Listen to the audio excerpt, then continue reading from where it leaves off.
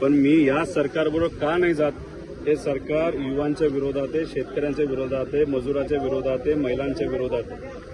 मजुरी जर का करायला गेलं तर लोक त्यांच्या वावरात तर खूपच राबून घेते, पण रोज बी 200-250 रुपये फक्त हातावर टेकवतात मजुराजी. आणि दुसरं तुला काय माहितीये का, सरकारला असं मत आहे की लाडक्या बहिणींना महिन्याला 1500 रुपये दिले, आम्ही त्यांच्या उपकार केले, बाकी काही मदत नाही केली तरी चालतं, असं सरकारचं मत आहे. 1500 रुपयात काय होणार आहे का महिन्याला? 1500 रुपये नाही दिले चालते दादा, पण आमच्या मालांना भाव द्या.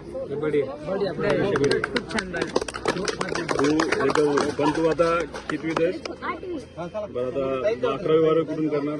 11वी-12वी पप्पा आमचे एकच शेती, पण पप्पा म्हणजे चांगलं मोठ्या कॉलेजात घ्यायचे. तुझ्या घरचा काका मामा भाऊ मोठा आहे का कोणी? हिचं तू 8वी ना, 11वी जेव्हा जायचं असेल तर बारामतीला शारदा नगर म्हणून शाळा आहे. ही ज्या पद्धतीने बोलते ना, आक्रमक भूमिका घेते, तर उद्या जाऊन ही नक्कीच मोठी, सगळेच बनतील, ही मोठी अधिकारी बनेल. आणि ती बनत असताना आमचंही त्याच्यामध्ये एक सेवा म्हणून त्याची मदत म्हणून ही जी 11वी 12वी आणि नंतर पण तिला त्याच संस्थेमध्ये जर करायचं झालं तर सगळी जबाबदारी मी घेत आहे, असा शब्द व्हिडिओ काढलेला आहे.